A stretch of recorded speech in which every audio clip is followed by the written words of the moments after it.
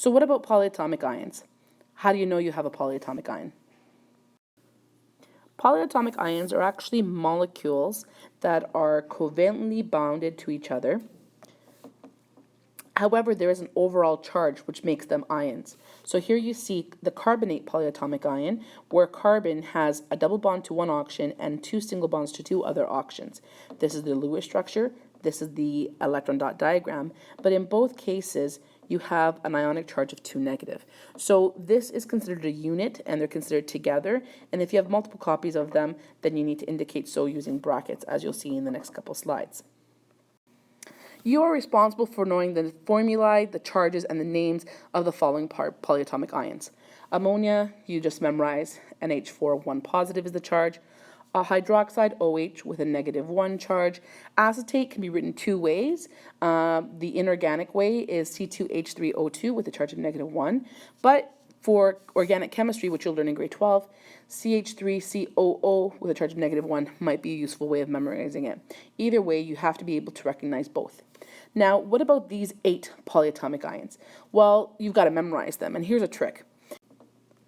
If you look at group 17, you will notice that all the polyatomic ions in this group have 3 oxygens, and they all have a charge of 1 negative. So fluorate is FO3, 1 negative. Chlorate, ClO3, 1 negative. Bromate, BrO3, 1 negative. Iodate, IO3, 1 negative. So that's the rule for the halogens. Looking at the period 2 elements, like carbon and nitrogen, they also have 3 oxygens. However, their charges change. So nitrate is NO3, and its charge is 1 negative, just like the fluorate is. However, carbonate is 3 oxygens, and its charge is -1. So if you remember, halogens are all -1, and then nitrate is -1, but the carbonate is -2. That's a cool trick to memorize that. Now, what about the period 3 elements? You have sulfur and phosphorus in period 3, and they both have 4 oxygens, and that's different from the chlorate, which has 3 oxygens. So looking at the pattern, you'll see 4 oxygens for sulfate and phosphate, and 3 for the chlorate. The charges will be -1, -2, -3, so that's easy to memorize. So chlorate, ClO3, -1, sulfate, SO4, -2, phosphate, PO4, -3. If you can remember this trick while you look at your periodic table, you now have memorized 8 polyatomic ions. Now, can you change these polyatomic ions? Sure you can. If you change the number of oxygens, that changes the name of the polyatomic ion. But there's no change in the charge of the polyatomic ion. For example, 8.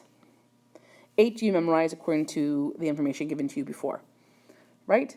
If I add 1 oxygen, then I add a per in front of the sulfate name.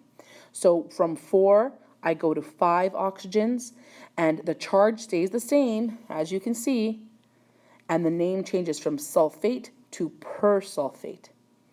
If I take away 1 oxygen, I change my name by changing the ending to ite. So from sulfate, I had 4. Sulfite has 3 oxygens. The charge again is the same, and the name becomes sulfite. If I take away 2 oxygens, so if I take my ite and take 1 more oxygen away from it, then I have to add a hypo in front of the sulfite name. So from 3 oxygens, we only have 2 now, and the name is hyposulfite. So if you memorized and you know the 8 version of all the polyatomic ions, and you know that when you add 1 more oxygen, the 8, you become perate. When you subtract 1 oxygen, you become an ite. And you subtract 2 oxygens from the 8, you become a hypoite. Now, from those 8 memorized polyatomic ions, you now know 32 polyatomic ions. It's actually pretty cool.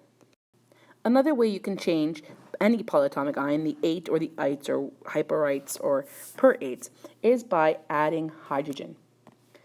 And you can only add hydrogen to polyatomic ions with a charge of 2 positive or more. So namely carbonate, sulfate, or phosphate. And when you do that, there's 2 rules. there's the classical rules, and there's the IUPAC rules. So first, let's focus on IUPAC because that's the standard naming tools. So as you can see, I have carbonate here, and I'm going to add one hydrogen to it. And that's what I've done. But my oxygens don't change, obviously. But what will change is my charge. The charge will increase by 1, and that 1 was the one that was added by hydrogen. So carbonate was -2, adding a hydrogen, it'll become -1. And my name now changed in the IUPAC sense to hydrogen carbonate. Pretty simple. Same here with hyposulfite. Hyposulfite, remember, sulfate was SO4, 2 negative. So because I took this 4 and made it 2, I took away 2 oxygens, I had to add the hypo in the front and change my ending from 8 to ite. Remember, so this is my 8, and this is how we change it to the ite version. So by adding a hydrogen there in 4, my -2 becomes -1, and my name becomes hydrogen hypophosphite. Now, how do we do this in the classical way? Well, instead of adding the hydrogen in front, we add bi. So bicarbonate is simply a carbonate polyatomic ion that has combined with a hydrogen to make this new polyatomic ion hydrogen carbonate, or in the classical sense, bicarbonate. Again, same with the hyposulfite. Hyposulfite combined with hydrogen to make hydrogen hyposulfite, but in the classical naming, you have to put in the bi at the beginning, and so your name will become bihyposulfite.